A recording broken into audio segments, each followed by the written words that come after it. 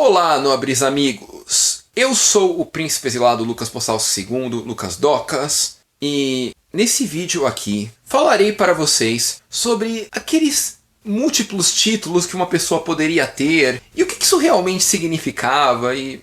enfim, vamos a uns esclarecimentos porque eu acredito que esse vídeo seja de muita importância para uma melhor compreensão dos títulos de nobreza e de como interpretar a posição de uma pessoa a partir deles. Porque eu acho que sim, vai fazer uma grande diferença para você na hora de entender, na hora de começar a ler. Porque, por exemplo, vamos pegar os títulos da monarquia inglesa, porque eu acho que é o melhor exemplo que a gente teria para estudar tal coisa.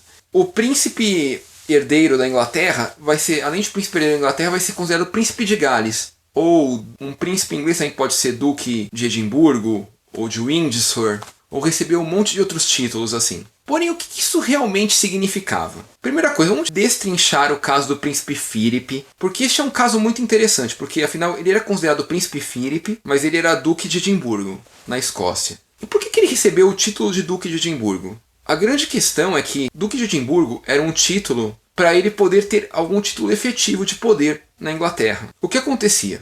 Ele era casado com a rainha Elizabeth. E se a rainha Elizabeth tinha o posto de rainha, mas ele não recebia o título de rei, é porque, não, ele não era o herdeiro do trono. Ele era só o marido da rainha. A rainha era a herdeira do trono, e talvez os filhos dele com a rainha fossem os herdeiros do trono, mas ele não é o herdeiro do trono. Não, ele não era um príncipe inglês em si. Ele recebe o título de príncipe nesse caso, porque ele passou a ser parte da família real inglesa. E talvez até por ele ter sido príncipe de alguma outra família real da Europa, podemos dizer assim. Mas por ele também se tornar parte da família real inglesa. E todo membro da família real recebe título de príncipe. Porque basta você ser membro próximo do rei em si, ou rainha, do monarca em si, você já é um príncipe. Por mais que você não seja herdeiro do trono, ou não esteja na linha sucessória. Você é um príncipe, se for parente próximo.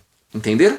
E, como vamos dizer? Então ele recebeu o título de duque de Edimburgo justamente para ele ter um título real dele. E não meramente uma formalidade ser membro da família real e receber o título de príncipe. Podemos dizer assim. Em compensação, o príncipe herdeiro da Inglaterra, que hoje, se não me engano, é o William, né? Ele é o príncipe de Gales e talvez seja duque de Windsor, alguma coisa assim.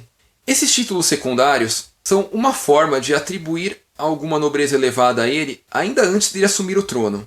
Geralmente, príncipe herdeiro em muitos países ou famílias reais já é considerado um título de nobreza em si, um título de monarca ou de semi-monarca. Porém, no caso inglês especificamente não é. Então eles tiveram que traduzir em outros títulos. No caso, como príncipe de Gales. Mas, sim, no caso do príncipe herdeiro, sim, ele vai se tornar rei da Inglaterra, se ele for príncipe herdeiro. E por mais que ele possa vir a guardar outros títulos com ele, o título efetivo de poder dele vai ser só o principal. Hoje o título principal de poder dele é o título de príncipe de Gales, como herdeiro da coroa inglesa. Mas a partir que ele assumir o trono inglês, ele vai se tornar rei da Inglaterra. E o título de príncipe de Gales ele pode até manter para ele. Mas o título efetivo de poder dele vai ser o de rei. E, para falar a verdade para vocês, isso não acontecia só na realeza inglesa.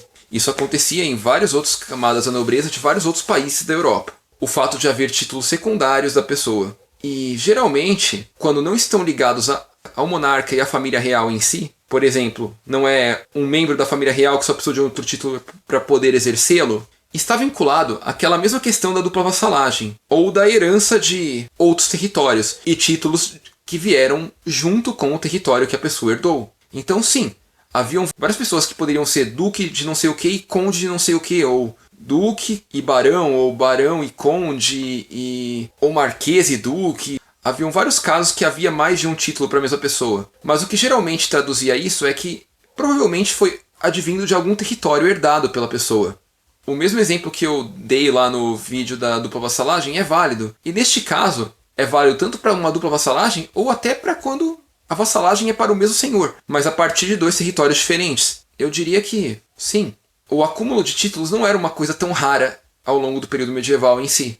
Porém, provavelmente era uma coisa que não tendia a se manter a longo prazo, uma vez que ficaria muito difícil de uma pessoa só administrar muitos territórios feudais ao mesmo tempo. Então, era provável que à medida que ele fosse deixando herdeiros, ele fosse deixando um território secundário para um herdeiro secundário, por exemplo. Então, acho que isso é uma explicação bem válida para deixar aqui para vocês também. Mas sim, acontecia. Agora, quanto ao exercício do título, na prática, o verdadeiro exercício dele vai sempre estar vinculado ao título mais alto ou de maior relevância para a pessoa. Mais alto eu falo, tipo, provavelmente se o cara fosse duque e barão de não sei onde, na hora de exercer alguma função militar nobílica dele, ele exerceria a partir do título de duque dele, não de barão. Mas poderia ocorrer também alguns casos onde, por exemplo, o cara ele era barão já de origem, ele herdou um título de duque, mas ele ainda não se estruturou como duque, e a partir daí ele exerceria o título de barão por questões de relevância para ele em si. Por exemplo, ele estar estruturado como um barão e não como um duque. Mas sim, ele teria os dois títulos. Só que na hora de exercê-los, muito provavelmente a pessoa não exerceria muitos títulos ao mesmo tempo, porque não era muito viável, vamos falar a verdade.